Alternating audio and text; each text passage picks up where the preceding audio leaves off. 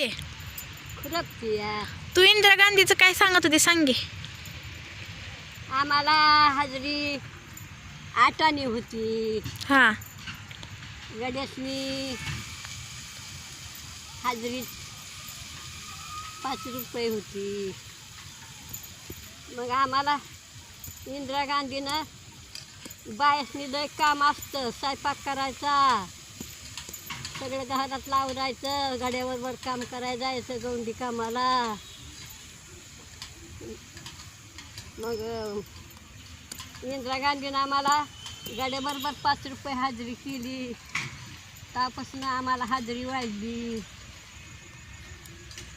धान्य स्वस्त होतं पण हजेरी नाही नव्हती. आता धान्य बी महाग झालं आणि हजेऱ्या बी नाही झाल्या आणि काय बाया लावून कामं बी करायचं परवडणार.